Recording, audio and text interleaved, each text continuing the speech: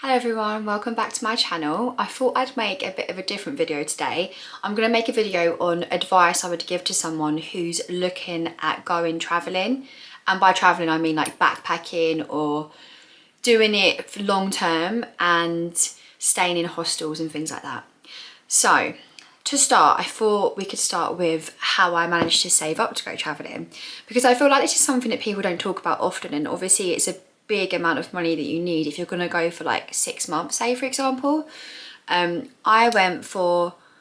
did 1 month in Peru, then I came home for 1 week, said goodbye to everyone, then I flew to Vietnam and I did 6 weeks in Vietnam, then I did 3 weeks in Cambodia, then 8 weeks in Thailand, then 4 weeks in Laos, then 3 weeks in Bali, and then 2 days in Singapore, just for reference. I managed to save up, I think, around £8,500 myself, and then I got some money from when I sold my car. I think I got about £400, and then I got some money from a job that I had previously. I had about £700, I think.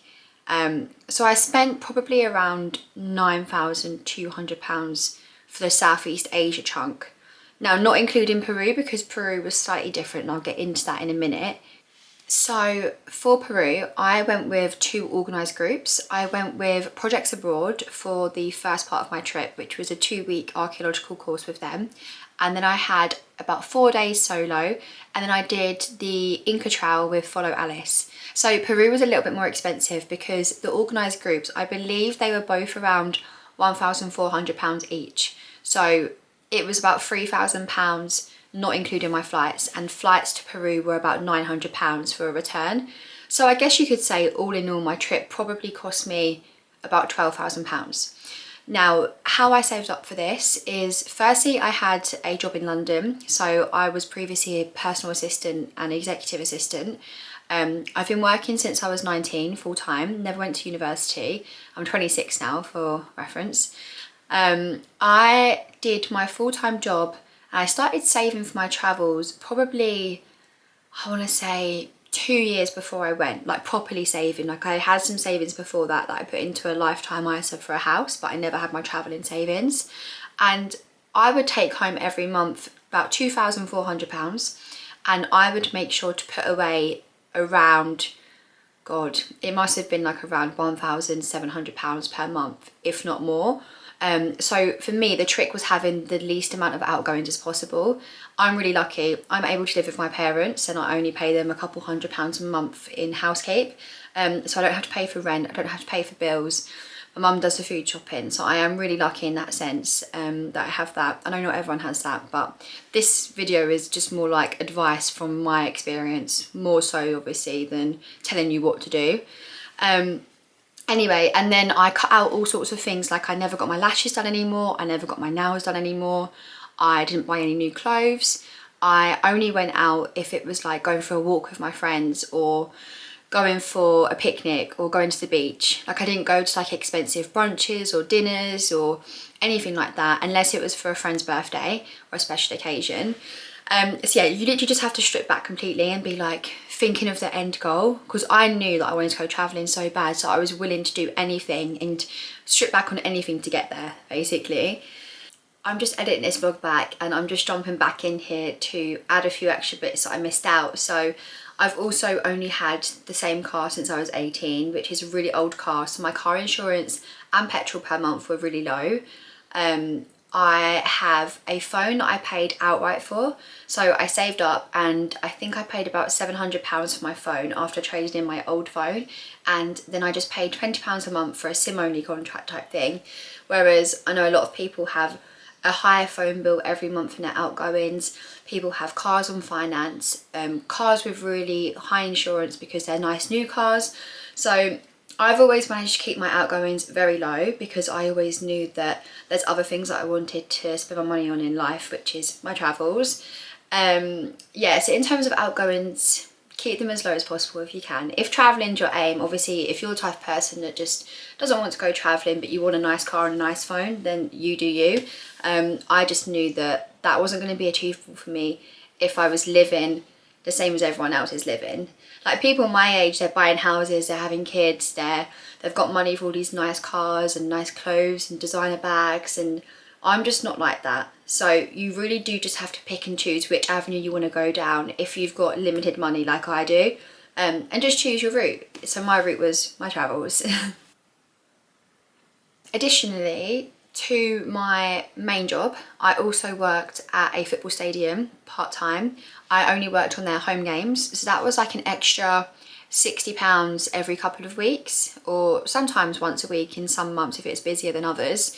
So that was really good. I got that job through word of mouth, so I told my friends that I was saving up really hard, and my friend mentioned that she worked there and they were looking for more people. So there's definitely things that you can do. I actually joined a company called Host Staffing. I never did any work with them, but they are a good company to get like hospitality work all over the country, I guess. If you are looking for a little bit of extra income alongside a full-time job, that's a really good place to start, trying to get a bit of hospitality. I also walked past a dessert shop in my local town and saw a sign saying they wanted a driver for the deliveries, so I walked in there and told them that I could do that. So I also did that for a little bit of cash in hand. So there's definitely opportunities out there that you should be able to find. I know at the minute the job market is not great, and I've learned that from my own experience. Like I've been applying for jobs for weeks and had no luck. But yeah, they're just like a couple of little things that I would say helped me with my savings. Now, in terms of like the prepping and planning, I made spreadsheets for each country that I wanted to visit, with all the places that I wanted to go, all the restaurants I wanted to try, places to stay that had been recommended to me. This was from my own research on YouTube, TikTok. It was from things I found online, it was from recommendations, it was word of mouth. There was just a lot of things I had in my notes app on my phone. So I took the time to actually make myself a spreadsheet for each country, and I really recommend doing that. I've actually got my spreadsheets linked in my YouTube description, and I'm going to link them in this video description as well. And they're literally free for anyone to look at because I put it onto the view only mode, so anyone with that link can view it. And then what you can do is you can make a copy of the spreadsheet, save it to your own Google Drive, and then add your own edits as and when you want. But that might be a good guide, rough guide for you, just to see what I got up to and the general recommendations that I'd received and from my own research that I'd seen that looked good. But I definitely recommend doing that, because once I got to the countries, it was really nice to know, oh, so this place is geographically after this place, and I know that I want to get a bus from this place to this place. Hello, future me jumping back in again. Sorry about the sun right now, it's literally come out and it's so bright. I also use ChatGPT, and I would type in and say, here's a list of places that I want to visit in this country or this area. Can you make me an itinerary that is reasonable, not too expensive, blah, blah, blah. And you can put all of your things that you want to include into ChatGPT, and it will give you an itinerary, and it was amazing. It was a lifesaver. Even if it's a case of, hey, I've got 3 days in this area, I want to do these things, make me a rough itinerary, and it's just perfect for that. So definitely recommend that as well. But don't book anything beforehand, because once you get to the places, you'll realise that you make friends. You may want to stay there a little bit longer, you may not like that area and leave a little bit quicker. So yeah, never ever book in advance. The only thing I had booked before I went to Southeast Asia was the Hajang Loop. That was the first thing I did when I got to Vietnam. Then after that, with the friends that I'd met on the loop, we all went to Sapa together in the north. So it's really nice to have that freedom to just go with the vibes that you're feeling in the moment. That's the whole point of traveling. You meet people, you make connections, you find out new recommendations. Like there was things along the way that I did that I didn't plan on doing. Like I never planned on visiting Laos, and the people that I was traveling with were visiting Laos. So I was like, okay, I'm gonna go there too. It was just the most amazing country ever. So yeah, it's really nice to be open-minded and just go with the flow, I think. I think that's the best advice I could probably give in this whole video. Now, my next bit of advice would be, make sure you research the hostels that you're going to stay at before, because there's going to be some places that look good online and then you turn up and they're not the best. I think it's probably best to, well, it's not like what's best and what's not best, but a lot of my friends that I was traveling with, they didn't book anything until they arrived in the area. And if you're going to be arriving late at night, don't do that, because obviously you want to make sure you have like a secure bed and like a safe space to go to if you're arriving in the middle of the night in a strange country that you've never been to before. But if you're traveling with a group of friends and you're going to arrive in the middle of the day and you are quite easy and don't really care about where you're going to stay, I'd say don't book anywhere and just turn up and then see what's available, because that way you can look around and be like, oh, I like the look of that, I like how the bedrooms look in that place, and you just go to the front desk and say, hey, have you got any rooms available for tonight? And then you can go from there. And 9 times out of 10 it's cheaper. All of the apps that you can use, like Hostelworld and Booking.com, they do add a fee onto it, obviously. They are great to use, and they're great to see who also is staying there. Like on Hostelworld, it will say, see who's staying at this hostel on your dates, and you can see who's staying there, where they're from, and then they can make a little chat for you. You get added into the chat, and then you can liaise with people and like make friends that way, which I did a couple of times, which was really nice. But they do take a fee, and when you turn up at the hostels and just book it yourself there and then, you can normally just pay cash, and it's really easy and simple, and then you get a place that you know you're really going to enjoy staying at. So that was something that I sort of developed later on into my travels, and I really enjoyed doing that in the end. This piece of advice is very important, and everyone told me it and I ignored everyone, and it's so annoying, but do not overpack. So I overpacked so badly. I had a 65-litre backpack with all of my clothes, shoes, accessories, that sort of thing, toiletries, first aid kit, makeup, whatever you can think of. And then I had a front backpack, and I had my laptop, my cameras, like all my electrical equipment, books, Kindle, that sort of thing. Do not overpack, because every single country you go to, you are going to want to buy stuff, if you have the money to, of course.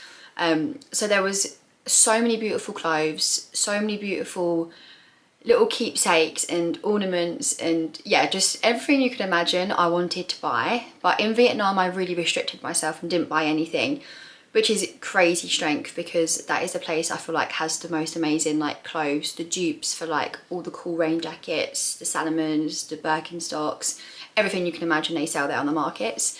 Just keep some room for stuff that you want to buy. In the end, my friends came to visit me in Thailand, and I sent home a small hand luggage suitcase of stuff that I didn't want anymore with me home with them, which was amazing. I was so lucky that I had the opportunity to do that. So yeah, just take it from me, I really ignored people. Like, I sent it to my best friend, a video of my backpack, and she was like, please take stuff out, you are going to want to have space in there to buy stuff. And I was like, no, I won't, I just want all my stuff. You don't want your stuff. By the end of your travels, you're happy wearing the same outfit every day, to be honest. You just go past the point of caring what you look like and caring about what you're wearing. You just want to be comfy and you just want to explore. That's the bottom line of it. So do not overpack. My next piece of advice is be selfish. When you're traveling, you're going to come across some people that not like cling to you, but almost they're not very independent.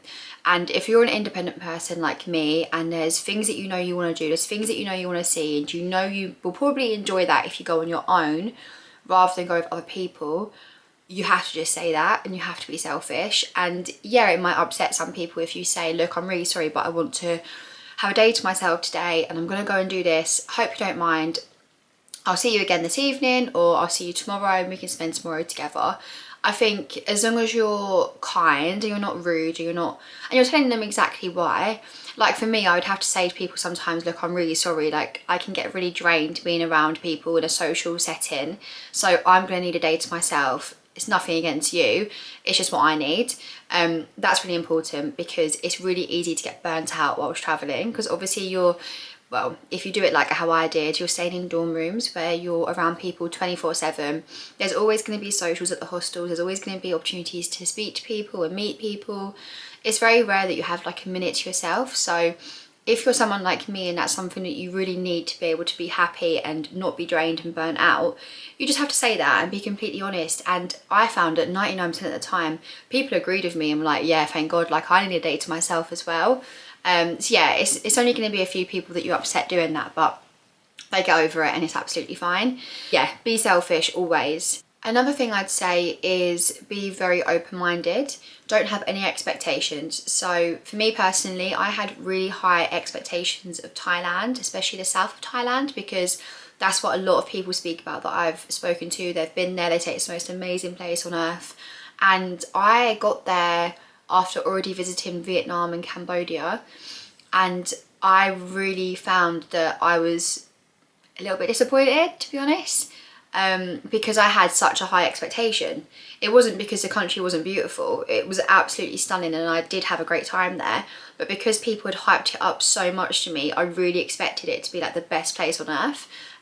Whereas places like Cambodia and Laos, I had no expectation for. I was just winging it, and I found that they're like one of the most beautiful places that I've ever been to in my life, and I had the best time there. So I think it's really important to like not have an expectation of any place you're visiting. Go in with an open mind and just take it for what it is, and then you'll have the best time. If you have the money, I would say treat yourself to a private room every now and then, just to recharge, just to maybe get all your stuff out of your backpack, repack it all, have a little refresh, like just sort yourself out and have a little day to yourself, just doing nothing. It's really easy whilst you're traveling to get caught up in the I must do everything every day, I must make the most of this place that I'm in, I must do all these activities. But at the end of the day, if you're doing all the activities, you're not taking time to rest, it's gonna affect you badly in the long run. You're going to get burnt out and you're going to end up hating it.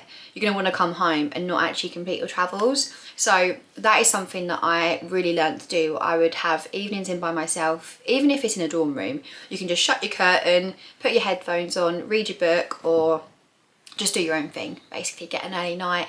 But yeah, I did find that every now and then I'd treat myself to a private room and it was life-changing. Like, it's just so nice just to get everything out of your bag and like look at what you've got.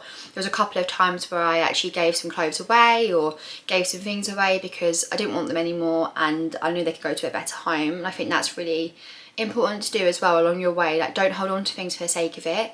And a lot of the time you'll find that in the places that you're at, people working in hostels or people working in like the laundrettes, like they're like mums with babies and they're more than happy to take your clothes that you don't want off of you, because to them that's like a nice little treat, like they've got a little bit of extra clothing now, or they can sell it and get a bit of money for it. So if it doesn't mean anything to you and if you come from a privileged background where you don't necessarily need the money for those clothes, I'd say give it away to people who could benefit from it.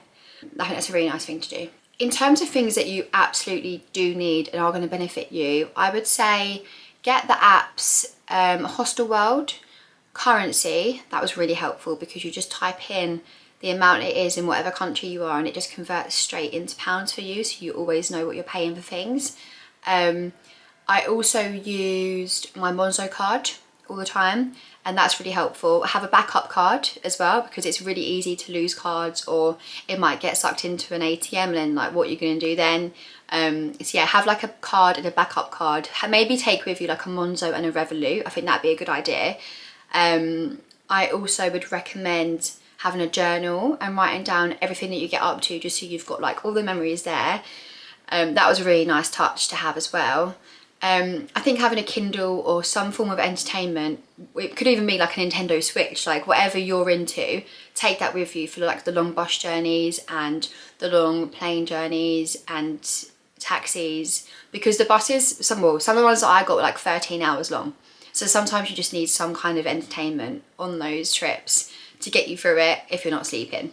I would say take with you any toiletries that you really, really want to have, because it can be a bit tricky to find like body moisturiser that doesn't have the bleaching stuff in, because sadly a lot of countries in Southeast Asia, the moisturisers were like skin whitening or skin lightening, which I personally didn't want. So I struggle to find moisturisers sometimes to use my body. So I'd say like any products like that, maybe pack to last you whilst you're out there. But things like shower gel, shampoo, conditioner, you can get really easily out there. You can get tablets, you can get medicine really easily out there. But if there's anything that you need in particular, like if you're on the pill, like make sure you've got enough to take with you for that. I'd say you need like a good pair of like walking shoes or trainers, because you can do a lot of walking most likely, and you'll also do things like cycling, hiking, God knows what, like whatever you want to do, I guess. In terms of visas and important documents that you need to get into the countries, definitely look into this at least 2 weeks before you plan on going into a new country. It's really important to make sure you know what you're going to need or what requirements they are for that country. Also, I found it really handy. I had like a plastic wallet, and in that plastic wallet I had all of my spreadsheets printed out of all my recommendations, like what I wanted to see, but I also had in there little passport pictures in case I needed them for the visas. I also had my little book of vaccines, no one ever asked to see them. I also had my international driver's licenses for the countries that I was going to, so they're really good to have as well. Obviously, a lot of people don't go with them and ride the motorbikes anyway, but I just found that for me, I wanted to be 100% secure and safe and know that if the police pulled me over, I had the evidence that I'm able to do this in this country with me. But I have since spoken to a couple of people that have told me the international driver's license isn't the same as an international motorbike driving license. So I think that the one I had was only for if I rented a car, not a motorbike. So that's something to note as well before you go to Southeast Asia. If you plan on driving the bikes out there, look into it a little bit better than what I did, because I just assumed that you just needed the international driver's license. I didn't know you had to get one specified to motorbikes. But yeah, look into that. Otherwise, a lot of the time the police do pull you over, and if you don't have an international driver's license, they fine you. It's normally manageable, the fines, but then yeah, sometimes if you get unlucky, you could just be faced with a huge hefty fine, which you could have avoided by getting the right documentation in the first place. I would say embrace public transportation in the countries that you're in. So in Laos, for example, all my friends got trains the whole time through the country, and I was getting the buses.